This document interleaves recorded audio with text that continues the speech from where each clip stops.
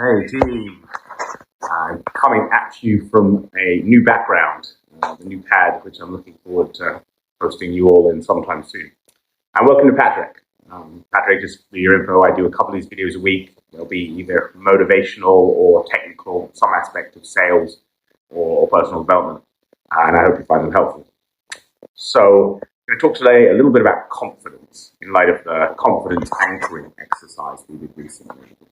The context is going and finding things from our past that we can anchor to increase our confidence in difficult times. So finding different things that you've done in the past where you struggled, but then it came good, and it should be something you can really go back to feel the same way, to drive the same results going forward. Been reading a piece of literature, reflecting consulting about the different types of confidence and how you can increase your confidence to get towards unconditional confidence, which is the part of confidence you really want to get to and where you'll succeed the most.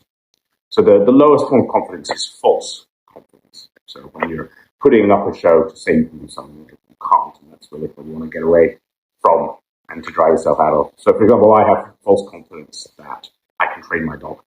I say I can. I find myself just completely unable to, can't discipline her. She's just too cute, as you can see right now. So I give up that confidence quite easily. So that's the kind of thing I'm going to outsource. Get her to go to dog school as a sort of example. But I think you see it a lot of the time, people having false confidence and just being like, right, you should admit a bit of vulnerability rather than trying to put out a front that you're confident. Conditional confidence is the next one. So that's where you're confident some of the time, depending on the scenario. So I have conditional confidence, for example, in my singing. I've been singing a long time. I haven't always been very good. And so my confidence is actually fairly easily shaken if someone goes, oh, that wasn't great. Or, if someone even in my choir, sort of looks back at me because I know I've hit a wrong note or something like that. That can really shake my confidence because I'm not quite there in terms of, I'm always a great singer all the time. So I need to get that to unconditional confidence and be at a point, because that will both improve my singing and make me feel better about myself in a nice, not vicious, but virtuous circle. And then lastly, you have unconditional confidence. That's when you are going to do well. For example, in my meetings, I now have unconditional confidence. I know that not everyone's going to buy, but I know that I'm going to come out with them feeling good, with having built good rapport, with having driven a commercial outcome. I know that there's a good chance I'll get them above the buying line if it is possible. And so I have fairly unconditional confidence that any meeting I go into, I'm going to add value and bring them closer to buying the equity. So if we want to get to unconditional confidence, how do we get there?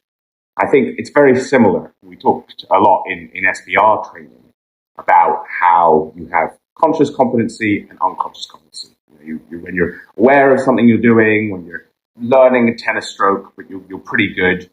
You're good, but you're thinking about it, and then eventually it becomes second nature.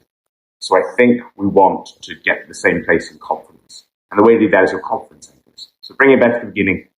Go back to your confidence anchors. Whenever you realize, I'm somewhat confident, but it depends on my last meeting, or it depends on my last result, or it depends on my last tennis stroke, just think to yourself, okay, but when did I do that really well? What anchors can I go back to? And the more you use those anchors, the more you know a sales call is going to go well before you pick up the phone, because you've thought back to another amazing one, the closer you get to unconditional confidence. And I'll talk a little bit more next time about the steps to get to unconditional confidence, but one of them is just practice over and over again. Remember those confidence anchors, have them to mind. When you're doing a similar activity, lean back on them, and that repetition will get you there. So I hope you have an unconditionally confident day, and see you all later.